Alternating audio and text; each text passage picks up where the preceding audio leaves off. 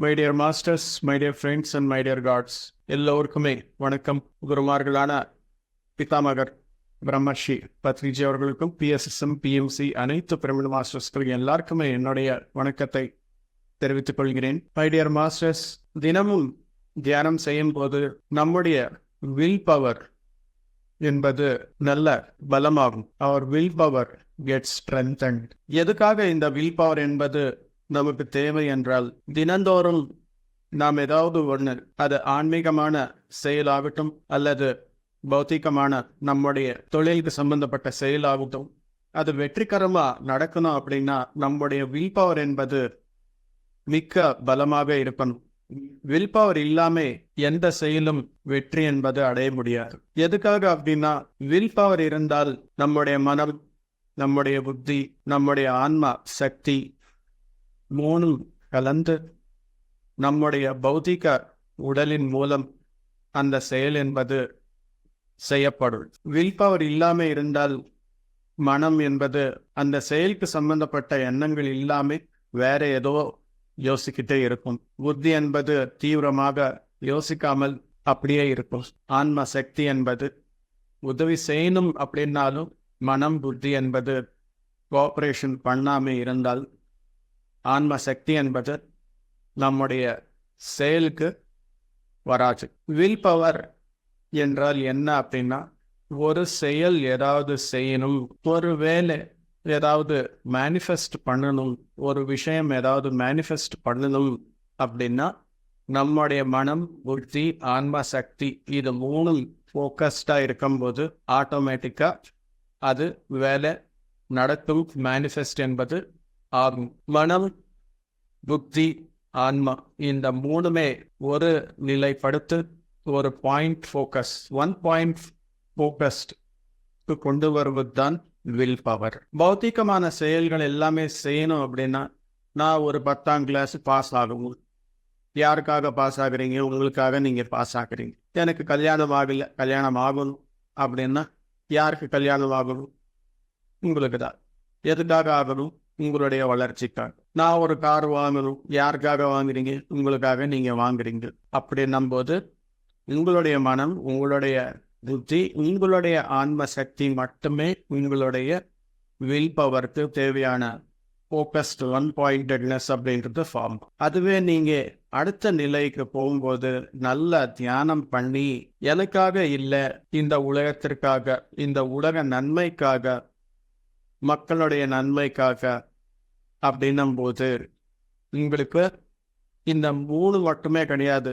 உங்களுடைய மனம், உங்களுடைய புத்தி, உங்களுடைய ஆன்ம சக்தி மட்டுமே இல்லாமே இயற்கையுடைய சப்போர்ட், பூமாதேவியோட சப்போர்ட், சூரியனுடைய சப்போர்ட், அனைத்து குருமார்களுடைய சப்போர்ட், உங்களுடைய மனம் என்பது லோயர் மைண்ட் மட்டுமே இல்லாம ஹையர் மைண்டோடைய சப்போர்ட் எல்லாமே உங்களுக்கு வரும்போது உலக நன்மை என்பது இங்க மூலமா நடக்கப்படும்.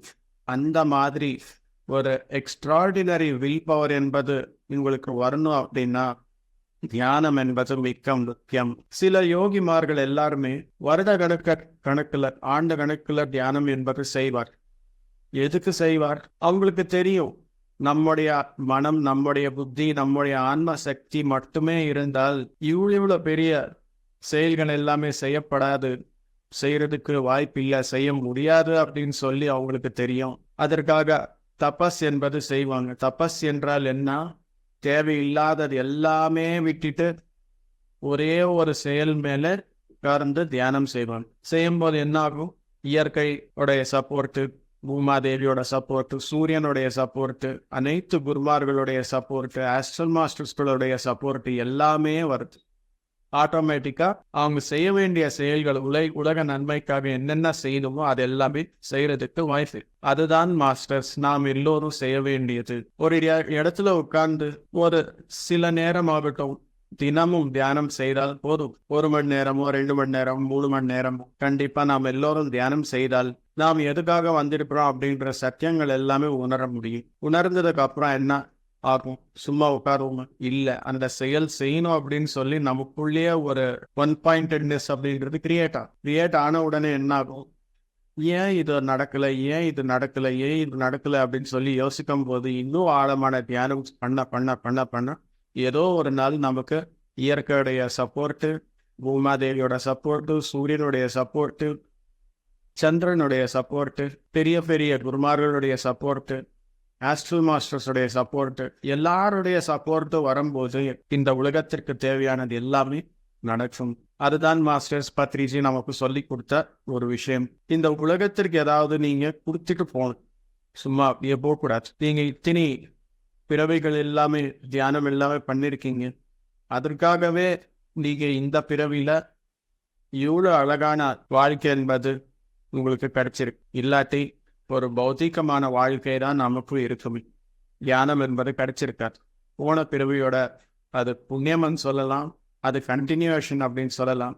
அது எல்லாமே நம்மளுக்கு இருக்கிறதுனால இன்னைக்கு இவ்வளோ பெரிய சங்கம், இவ்வளோ பெரிய சத் சங்கத்துல நாம் எல்லோரும் கலந்து கூட்டு தியானம் என்பது பண்றோம். அப்படி இல்லாம இருந்தால் இது இந்த மாதிரி ஜூம்லாகட்டும், இந்த மாதிரி பௌத்திகமா நடக்கும் நிகழ்ச்சி, தியான நிகழ்ச்சியில் ஆகட்டும் கலந்துருக்குன்றது வாய்ப்பே இல்லை மாஸ்டர்ஸ். இதை நம்புங்க, இது சத்தியம். நமக்கு எல்லாருக்குமே ஆன்ம சக்தி இருக்கு, மனோசக்தி இருக்கு, புத்தி சக்தி இருக்கு.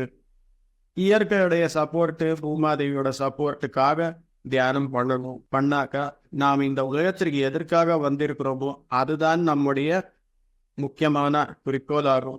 அது மேலேயே நம்ம இருக்கும்போது நம்முடைய வில் பவர் மூலம் அது நடக்கும். அது பண்ணிட்டால் முடிஞ்சு போயிடுச்சு நம்முடைய வாழ்க்கை எல்லாம். வெற்றிகரமா நாம எல்லாமே பண்ணும்போது வேலை உலகத்திலிருந்து வந்துருங்க அப்படின்னு சொல்லி கூப்பிடுவாங்க. அப்போது வரைக்குமே நாம போகக்கூடாது இந்த உலகம் வீட்டுக்கு. அது எத்தனை ஆண்டுகள் ஆனாலும் சரி, 80 வயசானாலும் சரி, 100 வயசானாலும் சரி, 120 வயசானாலும் சரி, இருந்து அது எல்லாமே பண்ணி நாம் எல்லோரும் போடும் மை டியர் மாஸ்டர்ஸ். அதற்காக தினமும் தியானம் என்பது செய்யும். தியானம் என்பது நம்முடைய ஆன்ம வளர்ச்சிக்கு, இந்த உலகத்திற்கின் வளர்ச்சிக்கு, இந்த மக்களுடைய நன்மைக்காக, எல்லாருக்காகவும் தியானம் என்பது முதல் நாம செய்யும். நாம செய்தால் எல்லாருக்குமே அது நாம சொல்லி கொடுக்கறதுக்கு வாய்ப்பு. நேற்று காலையில எனக்கு ஒரு மெசேஜ் வந்தது. நேற்று காலையில தியானம் பண்ணும்போது ஒரு message, B inspired and stay inspired அப்படின்னு சொல்லி ஒரு மெசேஜ் கொடுத்தாரு. என்னோட இன்ட்யூஷன் அதை ரிசீவ் பண்ணிச்சு. ஏன் இந்த மாதிரி இருக்கு, ஏன் இந்த மாதிரி இருக்கு, ஒரு பிரச்சனையா இருக்கா அப்படின்னு எந்த பிரச்சனையும் இல்லை. ஆனா 1 பாயிண்டட்னஸ் அப்படின்றது நேற்று காலையில எனக்கு வரல. எங்கெங்கயோ ஓடுது மைண்டு. எல்லாருக்குமே இருக்குமே, எனக்கும் அந்த மாதிரி இருந்துச்சு நேற்று. அந்த மாதிரி கொஞ்சம் குழப்பமா இருக்கும்போது நான் டைம் வேஸ்ட் பண்ண மாட்டேன், அதிகமா யோசனை எல்லாமே பண்ண மாட்டேன். அந்த கன்ஃபியூஷன் தான் ஜாஸ்தி ஆகுமே யோசனை ஜாஸ்தி பண்ணும்போது. அதுக்காக உட்கார்ந்து மெடிடேஷன் பண்ண 1/2 மணி நேரம் பண்ணும்போது B inspired and stay inspired அப்படின்னு சொல்லி வந்தது. இன்ஸ்பிரேஷன் எப்போ கம்மியாகுமோ ஆட்டோமேட்டிக்கா நம்முடைய மைண்டு 1 பாயிண்டட்னஸ் அப்படின்றத பிரேக் பண்ணி எங்கெங்கேயோ போயிடும்.